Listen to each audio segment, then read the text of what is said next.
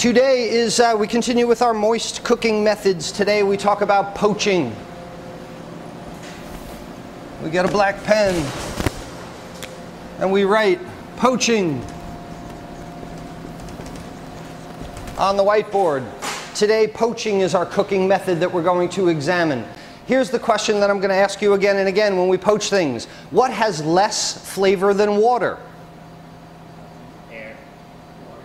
Nothing. Yeah, nothing has less flavor than water. So when we poach items, we'll always try and poach items in a flavorful liquid. Poach in stock, poach in broths, poach in juices, poach in white wine. But poaching something in water simply makes the item taste like water and the water taste like something, right? We've poached carrots. You put carrots in liquid, the water is orange, the carrots taste like water. Why not use something flavorful? So anytime we poach something, we try and poach in a flavorful liquid.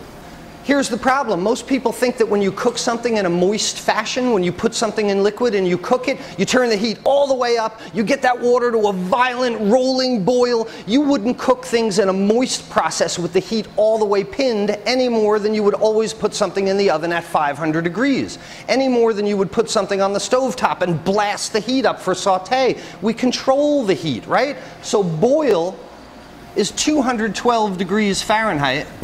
100 degrees Celsius, the temperature at which water boils. Water turns to steam hereafter.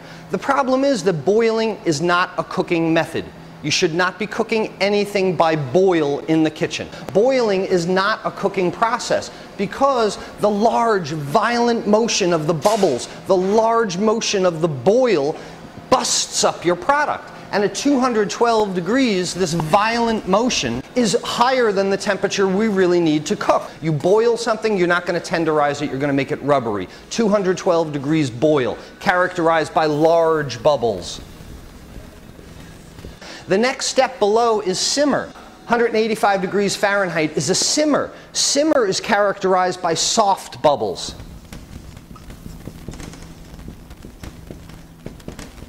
You can tell a simmer because of the soft bubbles around the edge of the pan. You don't see this large, violent motion. It doesn't treat your product so badly. The water stays, the liquid, the flavorful liquid, stays pretty much perfectly still except for these small bubbles around the side. You get a slight convection.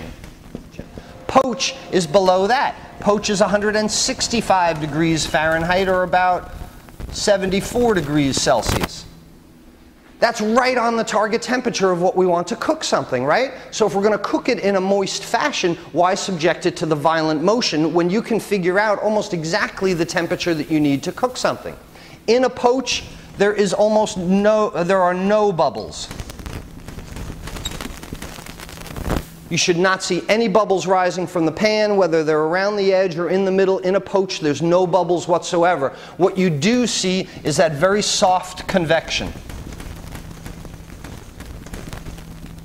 The only visible attribute that you can see from a poach is that things kind of float by slowly on a lazy river and they move around the pan and then they come back. So as soon as you start to get soft bubbles around the edge of the pan, you're at a simmer. As soon as you start to get large, violent bubbles, you're at a boil. The best way to cook a protein product in a moist, convective fashion is to poach it. So we're going to take advantage of this method today and we're going to make very typical boil, simmer, poach things.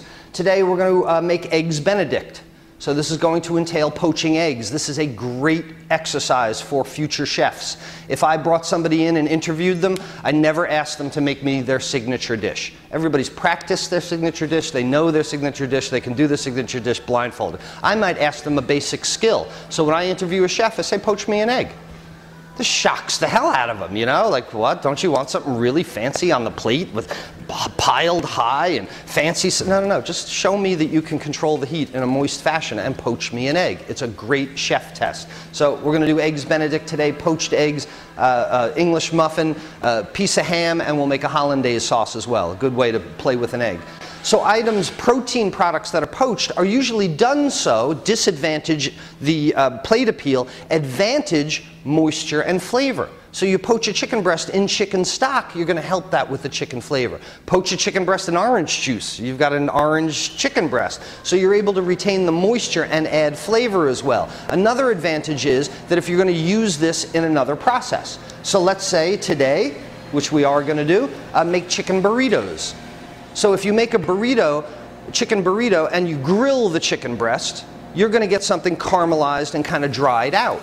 Well, now you shred it, you put it in a tortilla, and you bake it again, it's going to get even more dried out. Why use one of the driest process to cook something once that's going to be cooked twice? An advantage of poaching is that you can cook an item, keep the moisture of it, especially if it's not going to be seen. If we're going to shred the chicken then and put it in a burrito in a tortilla shell for a burrito, great way to cook the chicken breast because we get flavor, we keep the moisture. We're going to make some kind of casserole, we're going to make tacos, we're going to make empanadas, we're going to make Indian samosas, we're going to make anything that gets stuffed into something else. Poaching is a great process. Disadvantage, plate appeal. Advantage, moisture, flavor, and it can be used in something else. So eggs Benedict, chicken burritos, we should have some fish in there. We're going to poach some red snapper as well. Poaching fish is a great, poaching for fish is a great cooking process. Again, why? Retains the moisture, retains the flavor, delicate item that doesn't get busted up. You don't have to scrape it off the grill, you don't have to scrape it out of a saute pan, you don't dry it out in the oven. Poaching is great for fish.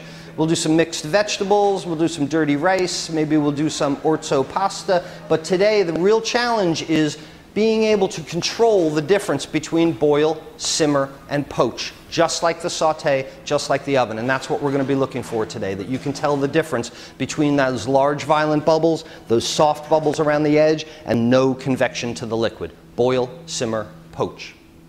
Questions? Contradictions, rebuttals. All right? I, of course, have a video on it for you.